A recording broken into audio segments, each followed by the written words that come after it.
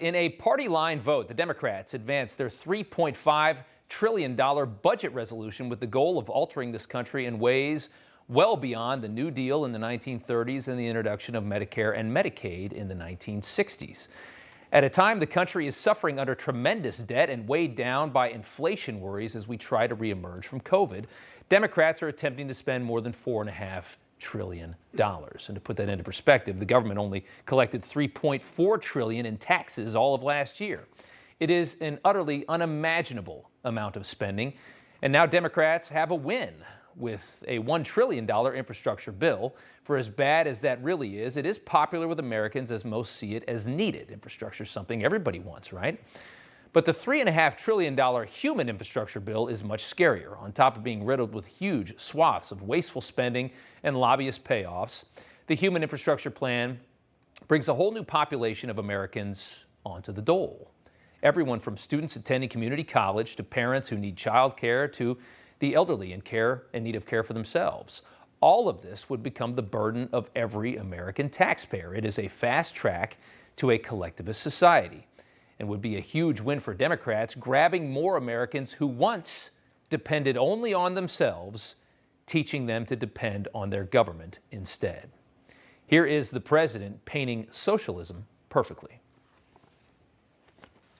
It's not a short-term stimulus.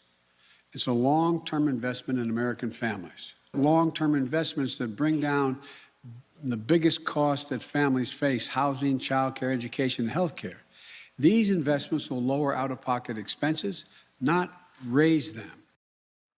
Yeah, it's going to lower them because we're all going to be paying for it together. It is the crowdfunding of the United States. Housing, childcare, education, turning everything into everyone's responsibility. Collectivism in its purest form. The childless paying for childcare, the young paying for the old paying for college education, and as always, the workers paying even more for the non-workers. Closer and closer to a nation where the fruits of your labor are just thrown into a huge pile in Washington and then redistributed as government deems fit. Following the 14-hour vote-a-rama, Trump released this statement: "While you were sleeping, the radical Democrats advanced a plan that will be known as the $3.5 trillion communist plan to destroy America." Thankfully, just because they were able to advance the budget resolution doesn't mean by any stretch this is a done deal. It's going to come down to a battle between the most progressive Democrats and the moderates, who will be needed to move this thing along. Senator Manchin out of West Virginia, very popular guy right now. "I have serious concerns about the grave consequences facing West Virginians and every American family if Congress decides to spend another $3.5 trillion. Manchin and Sinema from Arizona are critical in this. Democrats in states that are largely Republican. Last night's vote-a-rama session was nothing more than a full display of the worst proceduralism that Washington has to offer. They spent 14 hours holding more than 40 votes, working until 4 o'clock in the morning, most of it theater. A series of non-binding resolutions, meaning that when the details are worked out during the reconciliation process, the staffers don't have to abide by any of it. An example of it backfiring here. Check this out. Senate votes unanimously against defunding the police. Cory Booker able to pretend that his party had nothing to do with the idea of defunding the police by simply not voting for it in the Senate, which of course would never happen to begin with. Take a listen. There's some people who have said that they're members of this deliberative body that want to defund the police, to my horror. And now this senator has given us the gift that finally, once and for all, we can put to bed this scurrilous accusation that somebody in this great esteemed body would want to defund the police. Can we add also that every senator here wants to defund the police, believes in God, country, and apple pie? Thank you. Even joking about it. He knows it means nothing, and it gives him a great opportunity to put something to bed that he knows that his party has been doing all along. A layup for Booker and the Democrats, who, of course, were all a part of destroying our nation's relationship with police as they tried to get political support. They get to wash their hands of it in that moment, and it's all just optics. It's perfect politics, a self-inflicted wound for the Republicans. In a symbolic win, though, Senator Tom Cotton pushed an amendment that no federal money, go toward critical race theory in schools. And that actually passed, 50-49 with the help of Joe Manchin. But again, a lot of this is just symbolic.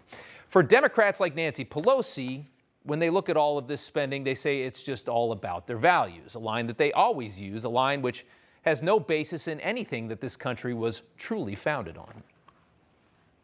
If we could have to do this much bipartisan, okay, but that is not the vision.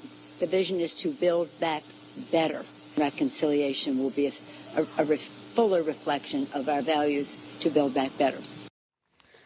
A fuller reflection of our values. Again, the values of the left today: you are not free, you are indebted to government, you are responsible for people you've never even met, you are also entitled to things you didn't even work for. Does that sound like the United States of America? It doesn't to me. Chuck Schumer chimed in today as well. His comments, by far the most easily disproven. Take a listen. For the last 20 years, there's been a sourness in the land. The American dream, very simple. It says, the average American would say, it means if I work hard, I'll be doing better 10 years from now than I'm doing today, and my kids will be doing still better than me. That faded. It created a sourness in the land, and in my judgment, it elected a man who had such awful values and was so divisive as Donald Trump. And it's all your fault, Chuck. Sourness for 20 years. Chuck's been in the Senate for 22. Schumer makes a good point at the start and then completely makes a fool of himself by the end of that statement. He's speaking to the clear problem of a disappearing American middle class, which is a fair point to make. But it is a problem created solely by people like him and politicians on both sides of the aisle that support the status quo in Washington and spending measures just like this one, written almost entirely by lobbyists and D.C. insiders. A Washington that America voted out in 2016, but came back in a fury in 2020. Hey, I'm Rob Finnerty. Thanks for watching. If you enjoyed this video, please join the conversation in the comments below. Don't forget to subscribe, too. Hit the bell icon to be alerted to breaking news. And remember, there's a whole lot more on Newsmax TV, America's fastest growing cable news network. Newsmax TV, we're real news for real people.